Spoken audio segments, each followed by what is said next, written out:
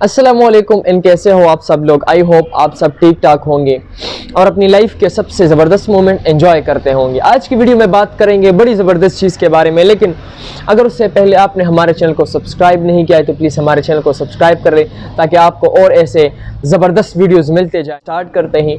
आज की वीडियो का टॉपिक है कि भाई हम वीज़ा के लिए किसी भी मुल्क का वीज़ा हो हम कैसे अप्लाई कर लें, और इंशाल्लाह नेक्स्ट वीडियो बताऊंगा मैं पूरे स्टेप्स पे। तो आज की वीडियो है जनरल वीडियो है, इसका पार्ट 2 भी आने वाला है कि हम क्या कर लें, हम किस तरह किसी भी वीज़ा के लिए अप्लाई करना चाहो तो किस तरह। सबसे पहले वीज़ा को समझते हैं। देखिए, वीज़ा आपने लेना है किसी भी मुल्क का वो ज़रूरी है। एक तो वीज़ा फ्री हो गए वो तो अलग है, लेकिन अगर आपने किसी भी मुल्क जाना है तो या तो वीज़ा फ्री है तो फिर आप कोई मसला नहीं, आप जा सकते हैं, या वीज़ा ऑन अराइवल होगा। वीज़ा ऑन अराइवल मतलब आपको कुछ भी नहीं चाहिए भाई, उस मुल्क में जाओ, वहाँ पे एयरपोर्ट पे आपको 10 से 20 डॉलर या 50 डॉलर का वीज़ा मिल जाएगा।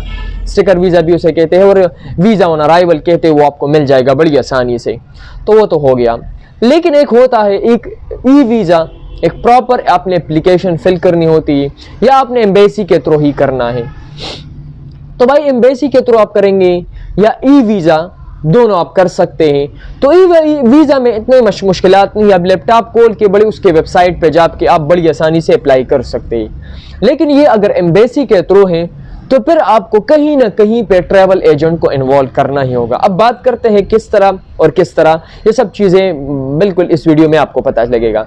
तो सबसे पहला, किसी भी वीज़ा को अप्लाई करने में आपको सबसे पहले उस मुल्क के बारे में रिसर्च करना ही होगा कि क्या वो मुल्क मुझे वीज़ा दे रहा है या नहीं। मतलब ये मैं अब जनरल स्टेप्स बता रहा हूँ, स्टेप्स नहीं है कि अप्लाई करते हैं, किस जनरल तरीका है कि सबसे पहले उस मुल्क के बारे में आपने थोड़ी सी रिसर्च करनी है कि क्या वो मुल्क मुझे वीज़ा दे रहा है या नहीं, उस साल में लोगों को वीज़ा मिला है या नहीं, क्या जिस मुल्क में मैं टूरिज़म के लिए अप्लाई करना चाहूँ मेरे लिए सेफ़ है। ये सब चीज़ें आपने सबसे पहले रिसर्च करनी है। This is very important. और नंबर 2 पे आपको भाई उस मुल्क के बारे में पूरी डॉक्यूमेंट्स को समझना है। अगर वो डॉक्यूमेंट्स आप समझते हैं, आसान डॉक्यूमेंट्स हैं और तो फिर आसान है। फिर मेरे ख्याल में आप ई वीज़ा के थ्रू, अगर मैं इलेक्ट्रॉनिक वीज़ा लैपटॉप के थ्रू कंप्यूटर के सामने बैठकर आप अप्लाई कर रहे हैं तो कोई मुश्किल नहीं। लेकिन अगर ये एम्बेसी के थ्रू है या उसमें डॉक्यूमेंटेशन आपको लग रहा है कि थोड़ा सा टफ है, तो भाई मैं समझूंगा कि आप फिर ट्रैवल एजेंट को जो कंसल्टेंट होता है उसके थ्रू, उसके द्वारा आप अप्लाई कर ले तो वो मेरे ख्याल में बेटर रहेगा। क्योंकि अगर आप जापान का वीज़ा अप्लाई करते हैं, आप किसी और बड़े बड़े ममालिक का, लंदन का, अमेरिका का, यूके वगैरह का अप्लाई करते हैं, तो हो सकता है कि 60-70 हज़ार रुपये आपके वीज़े के लग जाए, 50 हज़ार रुपये, 40 हज़ार रुपये लग जाए। तो आप थोड़ा सा डॉक्यूमेंट में अलग गड़बड़ करते हैं तो भाई वीज़ा आपका रिजेक्ट हो जाएगा, 60-70 हज़ार रुपये आपके चले जाएंगे, भाई पानी में गिर जाएंगे।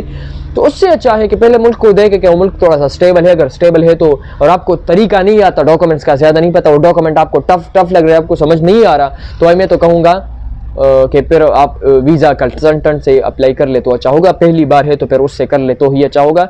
आपसे ज़्यादा 4-5 हज़ार रुपये, 10 हज़ार रुपये ले लेगा, लेकिन आपका वीज़ा वो उसका चांसेस बहुत ज़्यादा होंगे। लेकिन अगर आपका पूरा प्लान है और आप समझते हैं इन चीज़ों को, तो मेरे ख्याल में खुद अप्लाई कर ले, कोई मसला नहीं होंगे। बेसिक के थ्रू कर ले या किसी भी चीज़ के थ्रू कर ले तो कोई भी मसला नहीं होगा।